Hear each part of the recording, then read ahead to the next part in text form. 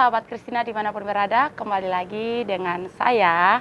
Dan hari ini saya sudah bersama dengan salah satu aktivis HAM dan juga salah satu pegiat perubahan sosial yang selalu dengan keras menyuarakan persoalan-persoalan HAM di Maluku dan juga di tingkat nasional dan dunia internasional.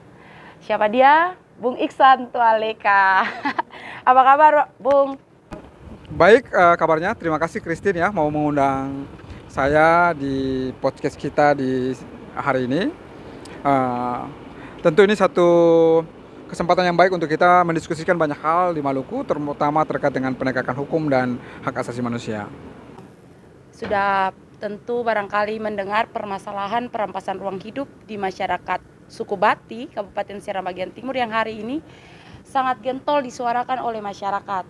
Nah, dalam kesempatan ini kami mau berbincang sedikit meminta tanggapan Bung terkait dengan permasalahan ini dalam perspektif penegakan hukum dan juga hak asasi manusia. Baik, ini pertanyaan penting ya. Eh, Tentu saja siapapun, terutama orang Maluku yang punya akses terhadap media sosial, media massa, terutama media online, akan tahu bahwa hari-hari ini, beberapa waktu terakhir ini, ada upaya serius yang dilakukan atau diupayakan oleh teman-teman, khususnya dari Seram bagian timur, dalam upaya untuk mengadvokasi persoalan di sana, terutama yang terkait dengan hak masyarakat adat Bati dan lingkungan hidup yang sudah terancam dan tentu akan makin terancam kalau kemudian ini tidak diperjuangkan secara serius. Tentu saya juga tahu dan mengikuti itu, banyak sekali informasi itu disebarkan di media sosial, dan ini tentu menjadi keprihatinan kita semua. Bayangkan Bati yang sebenarnya posisinya secara geografis agak di pinggiran, begitu agak jauh dari akses transportasi dan komunikasi, tapi sudah ada investor atau investasi yang beroperasi di sana, dan kita juga tahu bahwa proses hingga mereka beroperasi di sana itu ada banyak kejanggalan, karena kita tahu pula Bati dan kawasan sekitarnya itu adalah kawasan masyarakat adat dan juga hutannya termasuk dilindungi begitu, tapi ada perusahaan yang sudah bisa masuk ke situ. Tentu ini hal yang perlu kita sikapi bersama begitu, karena selain protes atau berbagai aspirasi yang sudah dikemukakan oleh teman-teman termasuk Christina dan teman-teman yang bergerak untuk memperjuangkan persoalan di Bati, kalau kita tidak melakukan upaya-upaya antisipasi yang berkelanjutan, bukan saja ada ancaman ekologi yang sudah ada dan kita lihat sudah terjadi, tapi ke depan juga akan jauh lebih besar lagi dampak lingkungan yang bisa mengemuka. Namun yang lebih penting lagi adalah terkait dengan hak masyarakat adat setempat. Kita tahu negara kita sudah meratifikasi sejumlah konvensi dan kovenant terkait dengan perlindungan masyarakat adat. Kita tahu di level internasional ada deklarasi Human Rights of Indigenous People, dan juga sudah diratifikasi di dalam berbagai undang-undang yang berlaku secara nasional, misalnya di Undang-Undang Nomor 5 tahun 1960, Undang-Undang Nomor 39 tahun 99, Undang-Undang Nomor 32 tahun 2009, dan berbagai instrumen hukum lain yang kemudian sebenarnya memberikan mandat yang tegas kepada negara untuk di satu sisi melindungi hak masyarakat adat, dan tapi yang paling penting juga adalah masalah ekologi atau masalah lingkungan yang juga diatur dalam berbagai undang-undang itu juga bisa dijalankan dengan baik. Jadi ini fenomena yang sebenarnya mempertegas kita bahwa ada yang salah dalam proses ini. Nah, saya kira setelah advokasi yang sudah berjalan dan belakangan kita lihat sudah ada penghentian operasi dari investor minyak di sana, tapi kita tentu tidak akan berhenti di situ. Kita harus memastikan bahwa segala bentuk kegiatan itu tidak lagi dilakukan, dan yang lebih penting lagi adalah kita juga harus melacak sebenarnya siapa-siapa atau pihak mana yang sebenarnya terkait dengan adanya perizinan atau adanya ruang yang dimungkinkan bagi investor itu bisa beroperasi di daerah yang seharusnya kita lindungi. Ada masyarakat adat yang juga harus dilindungi, dan tentu saja dengan dampak-dampaknya yang akan terus terjadi jika itu tetap dibolehkan begitu. Oke Bung, tadi kan Bung sempat menyinggung terkait dengan hak asasi masyarakat adat ini juga ternyata diratifikasi di dalam Human Right of Indigenous People. Tetapi kalau Bung melihat dari praktek-praktek perampasan ruang hidup yang hari ini terjadi di tanah adat Bati yang memang semisalnya saja kita punya hukum sasi adat, ketika masyarakat sudah melakukan pemalangan dan kemudian itu diserobot, dirusak dengan yang secara membabi buta oleh perusahaan, kira-kira ini kalau Abang melihat ini sudah melanggar kedaulatan masyarakat adat yang seperti apa gitu? Jadi begini, tentu saja karena kita sudah meratifikasi Declaration of Human Rights of Indigenous People ke dalam sejumlah aturan-aturan hukum nasional kita yang kemudian mengamanatkan agar negara berkewajiban melindungi hak masyarakat adat. Dan lebih penting lagi, negara kita juga menganut satu sistem atau paradigma hukum di mana aturan-aturan yang berlaku secara khusus atau semacam hukum adat itu diletakkan lebih tinggi posisinya, atau kita kenal dengan istilah lex specialis derogat lex generalis, di mana aturan-aturan yang berlaku secara khusus seperti hukum adat itu diperlakukan secara istimewa. Artinya apa? Negara kemudian memposisikan aturan-aturan hukum adat itu sebagai sesuatu yang spesial. Kenapa demikian? Karena hukum adat itu sudah ada jauh sebelum hukum positif itu berlaku. Nah, bentuk penghargaan dan apresiasi negara terhadap eksistensi hukum adat yang sudah lebih ada dan lebih lama dan hidup di masyarakat adalah dengan menspesialkan atau memprioritaskan. Artinya apa? Sebenarnya dalam menyikapi persoalan yang terjadi di Bati, sebenarnya karena sudah disasi dan sasi itu bagian dari mekanisme hukum adat yang sudah berlangsung dan berlaku di masyarakat setempat dalam kurun waktu yang lama, mestinya pemerintah atau para pemangku kewajiban dan kebijakan tentu harus melihat itu sebagai satu instrumen yang dilakukan oleh masyarakat lokal untuk melindungi hak-hak mereka di sana. Selain hak masyarakat adatnya juga terkait dengan ekologi atau lingkungan yang ada di sana. Nah, apalagi motif yang mereka lakukan atau sasi yang mereka lakukan itu sekali lagi untuk melindungi hak masyarakat mereka dan juga untuk melindungi lingkungan hidup mereka, tentunya pemerintah harus mampu mengamankan ini, harus mampu melindungi itu, harus mampu untuk memastikan bahwa sasi yang dilakukan, kemudian kepentingan negara dalam melindungi masyarakat adat itu saling berkelindan begitu, saling terkait. Dan implikasinya apa sebenarnya? Implikasinya adalah kita bisa menjamin agar hak masyarakat adat, terutama di Bati, itu bisa sustainable dan lingkungan yang ada di sana juga bisa dilindungi. Sebenarnya itu prinsip yang kita inginkan, baik itu secara instrumen hukum yang sudah ada, hukum positif, maupun oleh hukum-hukum adat yang sudah berlaku dan dipraktekkan oleh masyarakat dalam kurun waktu yang sangat panjang. Oke, terima kasih. Dan itu yang kita dengar bersama ya, bahwa memang ada pelanggaran hukum yang dilakukan oleh korporat terkait dengan bagaimana merusak sasi adat yang merupakan hukum adat yang berlaku di suku Batik. Nah, saya mau mendengar nih dari perspektif lingkungan yang memang saudara Aju ini merupakan orang asli dari masyarakat adat Bati dan juga mengetahui persis ya permasalahan yang ada di sana. Benar, Bung? Benar. Apakah memang benar yang dikatakan Bung bahwa ada potensi kerusakan lingkungan yang begitu masif, kemudian AMDAL yang kemudian tidak pernah disosialisasikan baik dalam tahap pengumuman sampai sidang yang tidak ada keikutsertaan masyarakat di situ? Apakah itu benar? Yes. Oke, kita bicara AMDAL ya. Jadi kalau menurut saya ketika sebuah investor masuk ke suatu daerah, misalnya di Bati yang kita bahas sekarang, itu yang diutamakan itu AMDAL dulu. Karena AMDAL ini bagaimana cara untuk menyelamatkan kehidupan masyarakat di sana, kan begitu.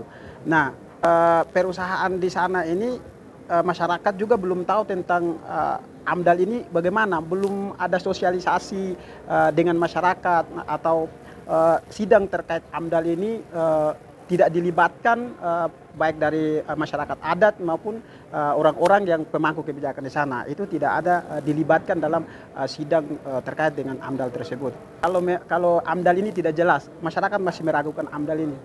Oke Bang, ini kalau menurut konfirmasi dari saudara Acu bahwa itu ada ternyata sumber air bersih yang memang dikonsumsi oleh masyarakat adat Batik, bukan hanya di pegunungan tetapi di pesisir. Nah, kemudian dalam yang Acu bahwa dalam proses AMDAL ini saja tidak pernah melibatkan masyarakat baik dalam pengumuman sampai pada tahap sidang dan kemudian sosialisasi. Nah, kalau menurut Abang ini bagaimana? Jadi sebelum masuk ke AMDAL tentu kita bukan bagian dari komunitas yang anti investasi.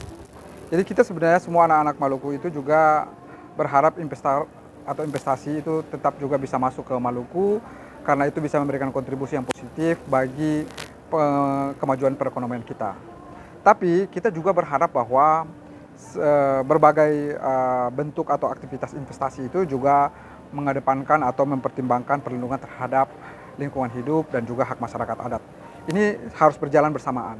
Jangan kepentingan investasi diunggulkan atau ditinggikan, kemudian hak masyarakat adat dikangkangi atau dimarginalkan begitu.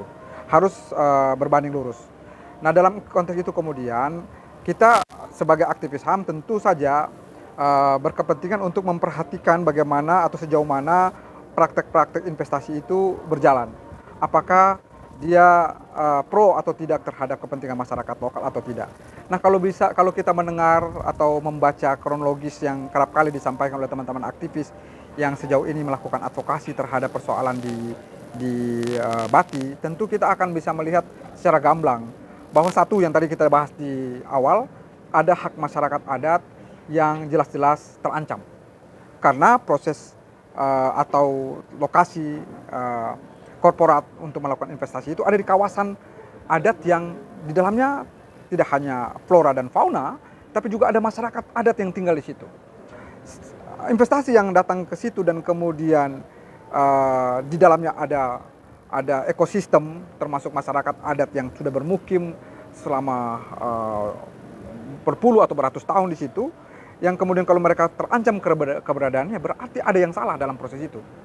Karena tidak mungkin pihak-pihak yang melakukan investasi itu dia mau melakukan tanpa melakukan misalnya survei atau tidak melibatkan lembaga-lembaga terkait juga dengan analisa dampak lingkungan. Karena analisa dampak lingkungan itu kan bukan hanya terkait dengan ekosistem dan masyarakatnya, tapi juga terkait dengan bukan hanya terkait dengan ekosistem dan flora atau faunanya, tapi juga terkait dengan masyarakatnya.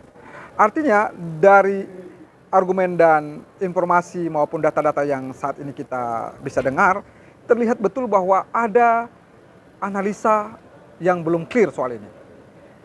Sehingga ada masyarakat adat yang terancam, tapi yang lebih penting lagi ada potensi kerusakan lingkungan hidup yang bakal terjadi. Seperti tadi disebutkan, di kawasan yang akan dieksplorasi itu kan ada sumber mata air yang tidak saja menghidupi masyarakat yang ada di sekitar sumber mata air itu, tapi juga dia mengalir untuk menghidupi masyarakat yang ada di pesisir. Bisa kita bayangkan kalau kemudian proses eksplorasi atau eksploitasi yang dilakukan oleh korporat itu tetap berlangsung dan kemudian merusak sumber-sumber ekosistem terutama air bersih yang ada di situ, akan banyak sekali ekosistem yang terancam, baik itu flora fauna tapi juga yang paling penting adalah masyarakat yang ada di pesisir.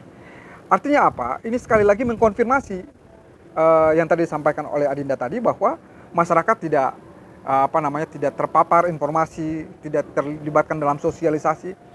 Dan ini sebenarnya memperkuat dugaan sementara kita bahwa ada yang salah dalam proses-proses yang berlangsung sehingga eksploitasi atau eksplorasi sementara ini eksplorasi yang sedang dilakukan itu sudah bermasalah sejak awal. Jadi kira-kira begitu, Adinda. Jadi apa yang harus memang ditempuh sendiri oleh masyarakat, kemudian pemerintah gitu, Bang, kalau melihat ini? Jadi sampai di titik ini, ketika ada banyak sekali protes dari warga, baik yang dilakukan di Maluku maupun kita lihat dalam beberapa waktu terakhir ini masif dilakukan oleh anak-anak muda Maluku di Jakarta, di beberapa institusi yang terkait, sebenarnya harus menjadi titik perhatian pemerintah, terutama pemerintah lokal. Pasti ada yang salah. Yang pertama adalah mencoba untuk melakukan dialog atau diskusi antara pemangku kewajiban dalam hal ini pemerintah dan pemangku kepentingan dalam hal ini masyarakat adat setempat dan juga oleh elemen-elemen civil society yang ikut mengadvokasi persoalan ini. Kami tentu belum melihat sejauh ini ada inisiatif yang diupayakan oleh pemerintah untuk melakukan komunikasi dan dialog sehingga kita bisa melihat sebenarnya persoalannya sebenarnya ada di mana. Apa sih sebenarnya keinginan mendasar dari masyarakat? Karena mereka lah yang berkepentingan terhadap lingkungan yang ada di sana. Tentu daerah berkepentingan ada investasi sehingga perekonomian kita lebih maju, tapi yang lebih berkepentingan atas tempat wilayah di kawasan yang dieksplorasi dan akan kemudian dieksploitasi adalah masyarakat setempat. Mereka yang harus lebih penting untuk dengar, untuk diketahui apa sih pikiran pendapat mereka, aspirasi mereka sebenarnya. Nah, kalau kemudian dalam proses dialog dan diskusi itu ternyata ada hal yang elementer yang harus diselesaikan oleh pemerintah sebagai pemangku kewajiban, harus pemerintah selesaikan. Begitu. Tapi kalau misalnya ada hal yang juga sebenarnya menunjukkan ada malapraktik kebijakan administrasi, pihak-pihak yang sebenarnya ditengarai terlibat dalam proses itu tentu harus diproses secara hukum, ya kan? Dan kemudian kalau sudah ada kerusakan harus ada rehabilitasi kawasan itu dan dikembalikan seperti semula. Tapi kalau ternyata ada kawasan lain yang misalnya disetujui dan disepakati secara bersama-sama antara masyarakat adat dan investor dan juga pemerintah, ya bisa saja itu tetap dilakukan dengan mengedepankan beberapa batasan-batasan yang tentu saja harus dilakukan secara ketat sehingga proses investasi tetap berjalan pada satu sisi, tapi pada sisi yang lain kerusakan lingkungan dan masyarakat adat tetap dilindungi. Tapi sekali lagi ya, perlu ditekankan bahwa kalau tidak ada ruang dan kesempatan yang dimungkinkan karena akan berdampak sosial, ekonomi, dan ekologi, terutama kepada masyarakat adat dan lingkungan yang ada di sana, tentu tidak ada ruang dan kesempatan untuk diperbolehkan atau dilanjutkan proses eksplorasi atau eksploitasi atau investasi di kawasan itu. Itu sebenarnya perspektif yang harus kita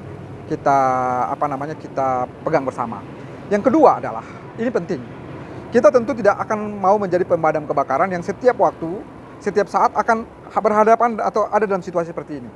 Misalnya nanti di Bati, besok lagi akan ada di lokasi lain lagi, di lokasi lain di kawasan Maluku yang kita tahu ada banyak sekali daerah-daerah yang merupakan daerah konservasi, daerah-daerah yang juga dihuni oleh masyarakat adat yang sewaktu-waktu kejadian samanya bisa terulang.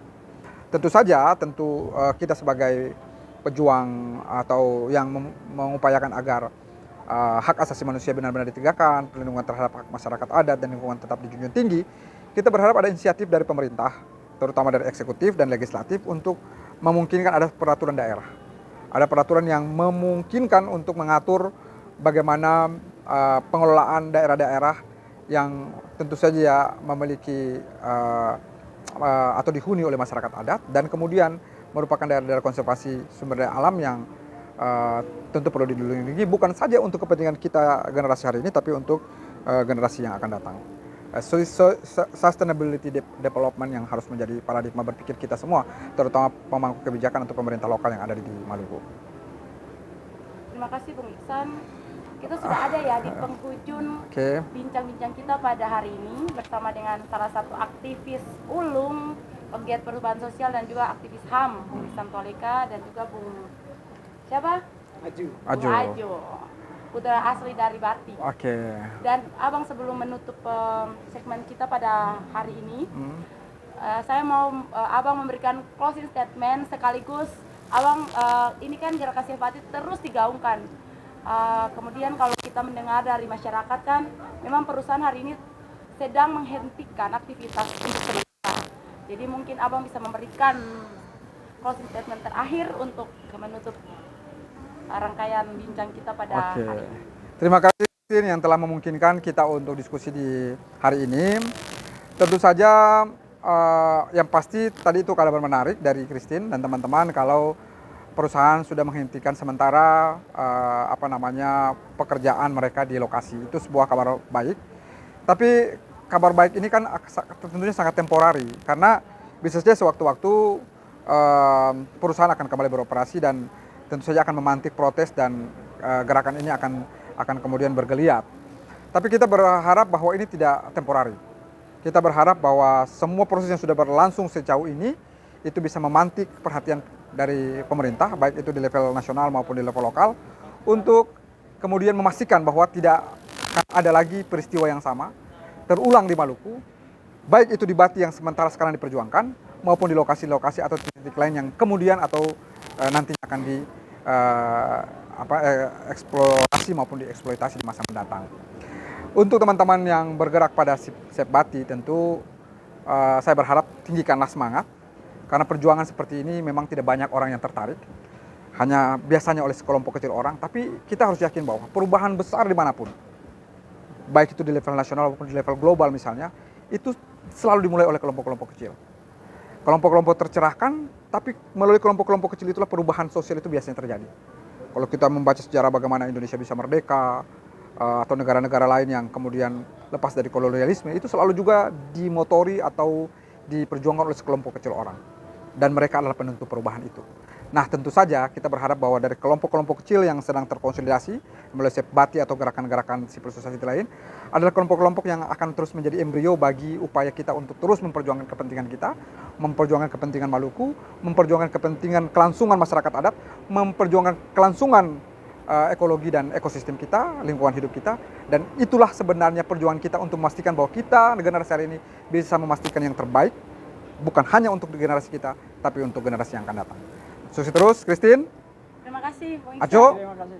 Dan kita akan ketemu lagi tentunya di segmen Segmen-segmen berikutnya. Oke. Terima kasih.